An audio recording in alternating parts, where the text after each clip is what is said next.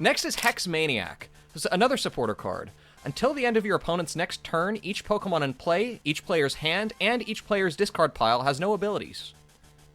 So abilities are those things we were looking at, and any Pokemon can just use them even if they're on the bench. So unlike Yu-Gi-Oh, Pokemon that are benched cannot do anything except activate their abilities. Yeah, so this reminds me strongly of a card in Yu-Gi-Oh! That I'm not going to say the specific name of because it may or may not be on my video's list, wink wink. But it essentially does the exact same thing, and it's on the ban list, so... I'm going to wager that Pokemon's taking the same route because activating a card that says your opponent can't play the game, period, just in longer words, does not sound very fun. So, this is on the list 100%. Correct. Because abilities are such a big part of Pokemon, and they're, just an entire game function, it hurts a lot of strategies to just remove them. Not to mention, I see no restriction on when you can use this, or when you're supposed to use supporters, so I imagine you can play your own entire turn out, and then drop this at the end of your turn, and your opponent's just, like, left hanging. Yeah, exactly. Yeah. You can just use this at the very end of your turn. No fun, no fun, no fun. Get it out of here.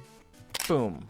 Island Challenge Amulet. The Pokemon GX or EX that this card is attached to gets minus 100 HP, and when it is knocked out by damage from an opponent's attack, a player takes one fewer prize card. Now, again, GX and EX Pokemon, when they're knocked out, you get to... two. Yeah, you get two. And so this makes it so you only get one.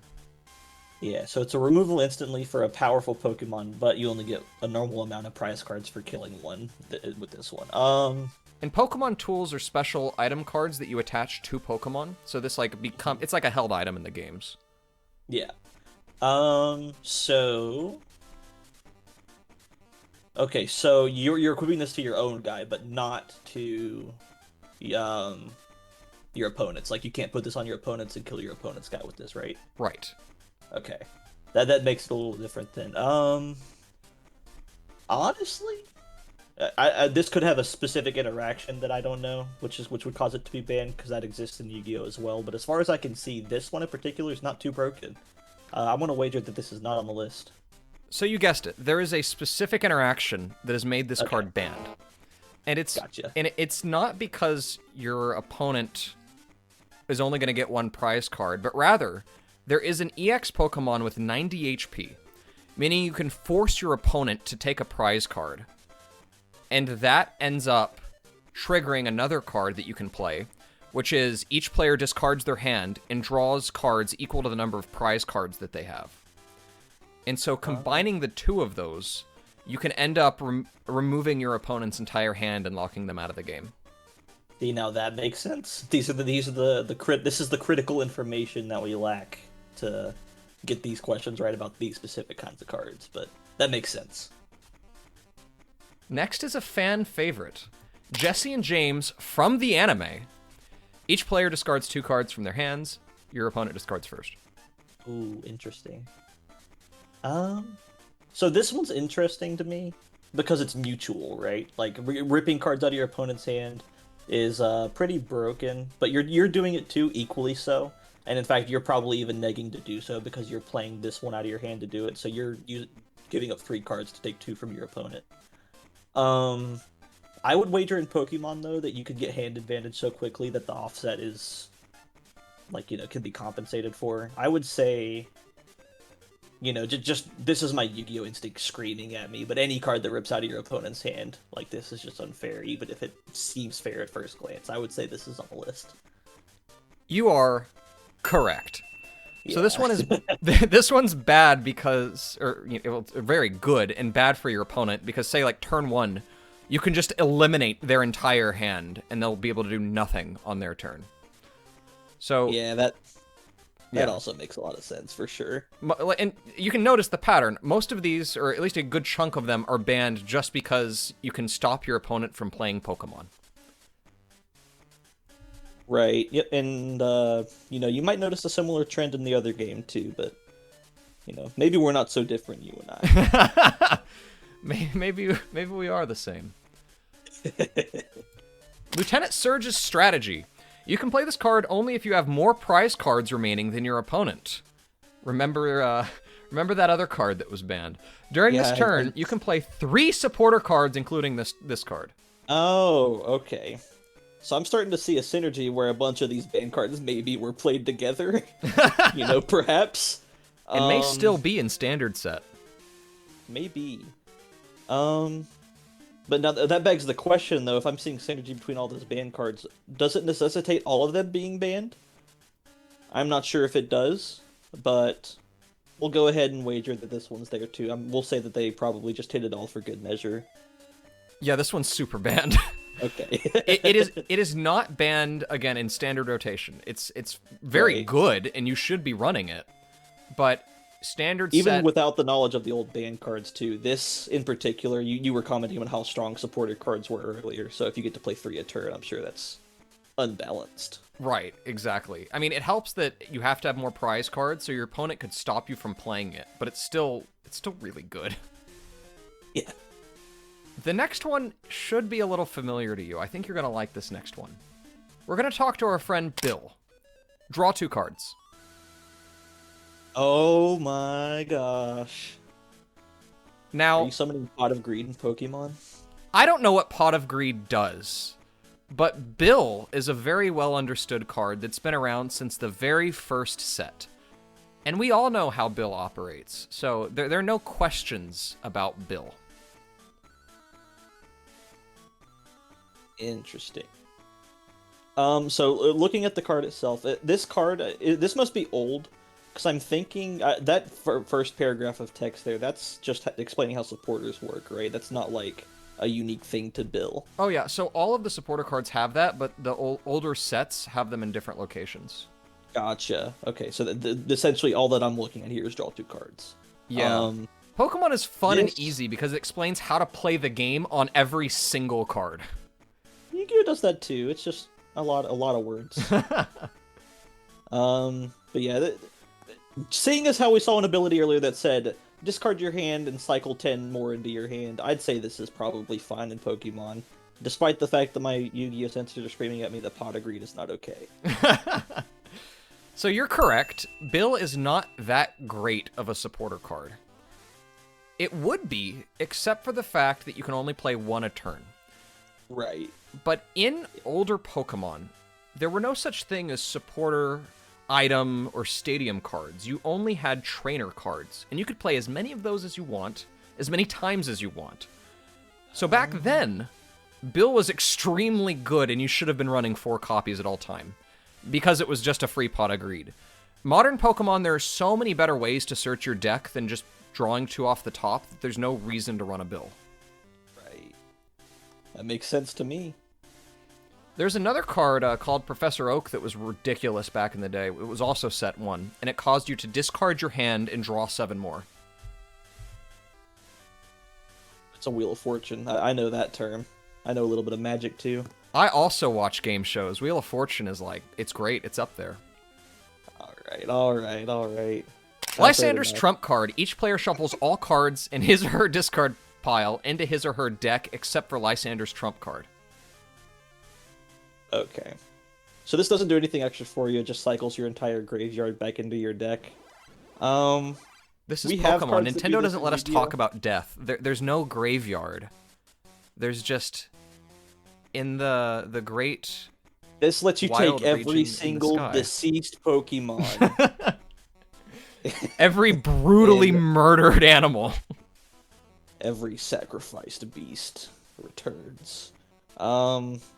So this strikes me as something, because we have cards like this in Yu-Gi-Oh! A couple come to mind, and none of them are particularly busted. And usually the ones that are at least okay do something a little extra, like return some cards from your grave and then draw 2 cards, actually.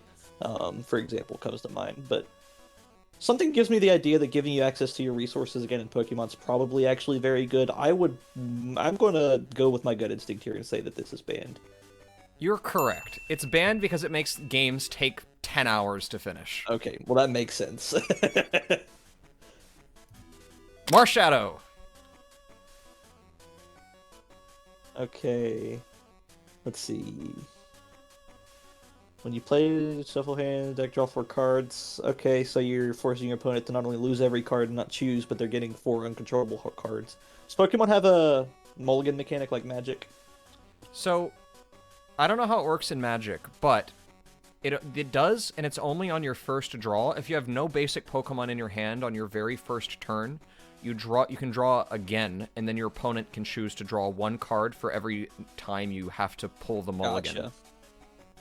That makes sense. So this, no matter how many times you mulligan in this game, you can mulligan even until you get your good hand, and then you just say, okay, I'm going to Marshadow you now. Your mulligans didn't matter. You get 4 cards. You don't get to mulligan those. You got to keep them. And it's less. I don't think I don't know if the ability works when you're... Yeah, no, I don't think abilities work turn 0. I could be wrong. I actually have no idea if that's the case. This is some critical information for me to be able to guess whether or not this is broken. But I'm making a lot of decisions based on stuff I don't know, so we're just going to go with what I don't know. And I want to say that this sounds ban-worthy to me. You're correct. It is banned. So in Pokemon Turn 0, both you and your opponent can put down as many basic Pokemon as you want face down. Then when you're both ready, you flip them up and Turn 1 starts. And the only difference between turn 1 for each player is whoever goes first can't attack. This would let you, on your first turn, play it from your hand to the bench, and then just destroy your opponent's hand. So it's the same concept of you can't destroy your opponent and lock them out of playing the game on turn 1. Yeah. It almost seems like, does Nintendo run their own card game? Yeah, it almost sounds like Nintendo just keeps printing cards that mess with your opponent's hand and doesn't learn their lesson. In fact, I think this is the same as what the Flabebe's evolution did. Man. Maxie's Hidden Ball Trick. You can only play this card when it is the last one in your hand. Put a fighting Pokemon from your discard pile onto your bench, then draw 5 cards. Okay. So I'm starting to get a grasp of what's broken as far as card draw in this game is. So this is conditional on 2 fronts. It has to be played in fighting decks, and it has to be the last card in your hand. You have to empty out your hand first. And then as I learned before, drawing 10 is not broken in Pokemon. So I'll say between the restrictions and what I see here as far as the quantity's not quite as great as we've seen, I would say this sounds fine. I'd say this is not banned. So this one actually is banned. Part of it because in fighting decks, being able to pull whatever Pokemon you want out of the discard pile is ridiculous because you discard so much in Pokemon. And then being able to draw 5 on top of that. Yeah, full disclosure, I misread. I didn't realize you were pulling something out of your discard pile. I thought you were sending a card to the discard pile. Oh yeah, no, you just have to have a Pokemon in your discard. That's a big difference. Okay. Well, we'll give you that. Bad. We'll give you that one. Classic Yu-Gi-Oh! Player mistake of not reading the card text. Not reading the card text.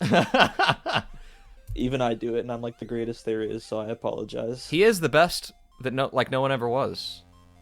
Bow, bow, bow. I didn't realize this was the Underworld theme for Super Mario Brothers. Down, down, down, down, down, down. Look, I was keeping as few notes as possible to keep you off the copyright. Well, there are only so many of them in the scale. That's 7, true. In fact. I wouldn't know. Milotic, one of the hardest cards to get in the video game, or the hardest Pokemon to get in the video game. It is very difficult to get cards in the video game because they don't exist. Okay, so Milotic kills itself, and that's one way to put it. Gives you a bunch of energy, for free. Insert lightning gif. Oh man. Okay, so this is the first time you're actually really quizzing me on this energy stuff because the only one I saw that did it before was Rayquaza, but that wasn't the broken part of his effect that we were focusing on. It was just kind of there. So energy is like mana. You can only apply 1 every turn. Yes. But this mana ramps you up by 3 at once, it seems. So from your discard at that. Pretty good. Isn't that unfair though? I don't have the critical information to be able to gauge that. I'm actually going to say I'm gonna go out on a limb and say that that's actually not unfair. Recycling energy, that's already been discarded. But I'll leave you to tell me whether I'm right or wrong on that. So you're correct that recycling energy isn't necessarily horrible, but being able to not only yank energy from your discard and attaching 3 of them to any Pokemon you want, and also reducing your opponent's prize counter by 1, that's pretty good in setting up a win condition for yourself. Energy is one of the most important aspects in Pokemon alongside evolution. So it's huge to be able to add, just effectively skip 3 turns into the future with this Pokemon just by killing it. So you say remove a prize card. When this Pokemon knocks itself out with its ability, it's not giving... It is giving your opponent the prize card, or no? It is. Okay. Anytime a Pokemon faints, your opponent draws a prize card. Gotcha. Alrighty. Well, makes sense to me. I'm learning something new here every time.